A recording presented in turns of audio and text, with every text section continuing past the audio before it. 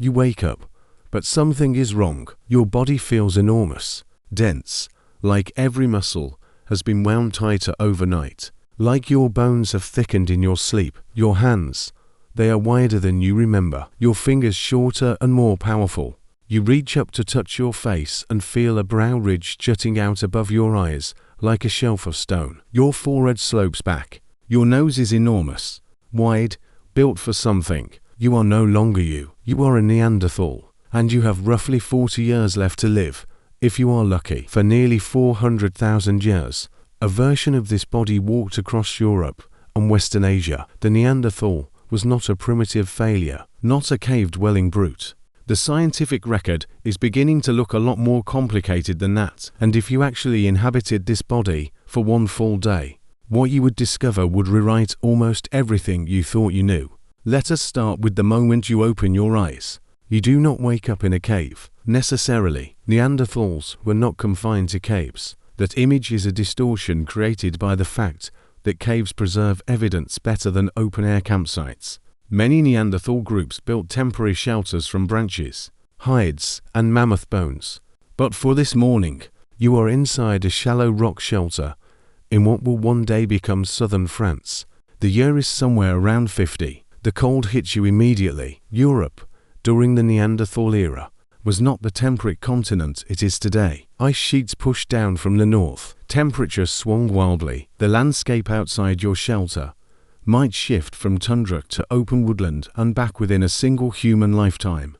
But here is the first surprise. You are not suffering in this cold the way a modern human would. Your body was built for it. Neanderthal anatomy, as reconstructed by paleoanthropologist Eric Trinkhaus of Washington University, was hyper-adapted to cold climates. The barrel-shaped chest you now carry increases your lung volume. Your limbs are shorter relative to your torso, a classic mammalian adaptation to conserve core heat. Your enormous nose, which you keep touching in bewilderment, was not just big for no reason. That nasal cavity warmed and humidified frigid air before it hit your lungs, the same way a car radiator manages heat flow. You were, in a very real sense, a biological cold weather machine. You stand up, and this is when you feel your strength. In Neanderthals, the musculoskeletal system was extraordinary.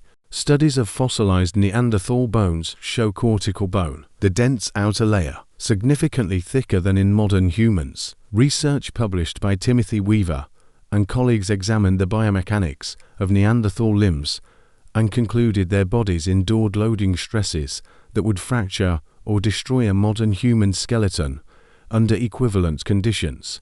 You are not just stronger, you are structurally reinforced in a way that modern humans are not. But strength does not mean easy, it means hard. The evidence preserved in Neanderthal bones tells a brutal story. Nearly every adult Neanderthal skeleton that has been recovered shows signs of severe trauma, healed fractures, damaged joints, crushing injuries to the upper body. Eric Trinkhaus, comparing the injury patterns, famously noted that the closest modern parallel was not soldiers or construction workers. It was rodeo riders, people who repeatedly, violently collide with large animals at close range, because that is how Neanderthals hunted. They did not have the long-range projectile weapons that Homo sapiens would eventually develop. No bow and arrow, no atlatl. The primary Neanderthal hunting technology was a thrusting spear, a heavy, close-range weapon that required you to get close enough to a bison, a woolly rhinoceros, or a cave bear to drive the point home. Archaeological analysis of Neanderthal spear points at sites like Lochum Granel in the Dordogne Valley of France shows polish and microfractures consistent with thrusting, not throwing. This was not hunting from a distance. This was hunting that put your body in direct contact with the animal's reaction. And yet, they ate well. Isotope analysis of Neanderthal bones, a technique that can read diet from the chemical signature locked in fossil collagen. CONSISTENTL. Y shows high trophic level feeding, top of the food chain, lots of meat, mammoth, reindeer, bison. At Vindija Cave in Croatia, researchers found Neanderthal bones sitting in direct association with butchered large game, with cut marks left by stone tools showing systematic processing. So this morning, you eat. The meat was likely cooked, Neanderthals controlled fire, and that is no longer in serious scientific dispute. Hearts with associated burnt animal bone appear at dozens of Neanderthal sites across Europe. A site in France called Abri du Marais yielded evidence of cords made from plant fibers, suggesting Neanderthals were making twisted string, a cognitive task requiring sustained concentration and symbolic thinking about materials. The fire you sit beside this morning is not an accident.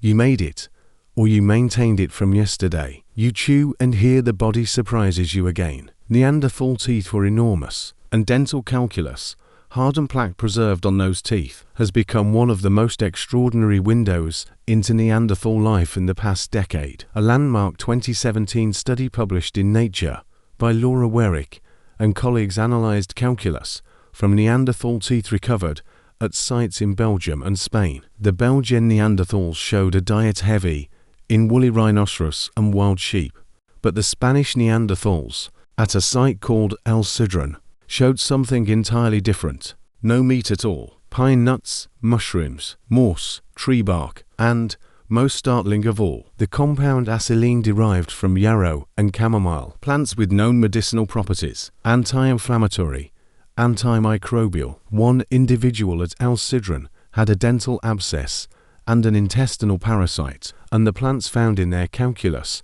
were exactly the plants that would address those conditions. You are sitting by this fire this morning, not just eating. You are medicating. You understand your landscape pharmacologically in a way that would stun a modern doctor. Now look around at the people sitting with you. Neanderthals were not solitary. The group sizes inferred from site archaeology suggest bands of 10 to 30 individuals, roughly equivalent to modern hunter-gatherer group sizes. Genetic analysis, particularly from the high-coverage Neanderthal genome sequenced by Svante Pääbo and the Max Planck Institute for Evolutionary Anthropology, work that earned Pääbo the 2020 Nobel Prize in Physiology or Medicine, has revealed that Neanderthal groups showed low genetic diversity within communities, but exchanged individuals between groups. They were connected to a wider network. They were not isolated, and they cared for one another in ways that take your breath away. The Old Man of La Chapelle-aux-Saints,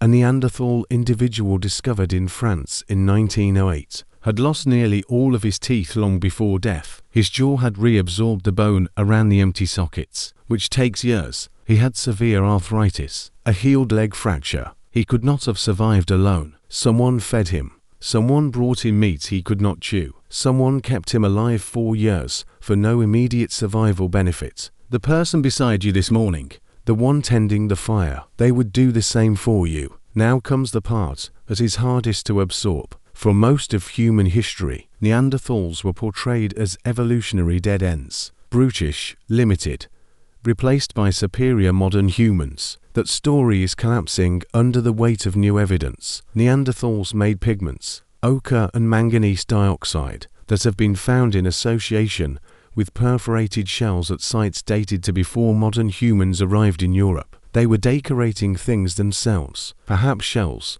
perhaps their bodies. In Cueva de los Aviones in Spain, perforated and pigment-stained shells have been dated to 115,000 years ago, tens of thousands of years before any modern humans set foot in that landscape. This was not imitation. It was independent invention. They buried their dead at Shanidar Cave in Iraqi Kurdistan, excavated by Ralph Seletsky, beginning in 1951. Neanderthal burials were found with what appeared to be flower pollen clustered around the body. The interpretation remains debated, but bodies were placed deliberately in pits, positioned, sometimes with objects. The question of whether this reflects grief, ritual, or simple hygiene may be unanswerable, but the intentionality is not. Here is the counterintuitive twist that should sit with you. Neanderthals did not go extinct because they failed.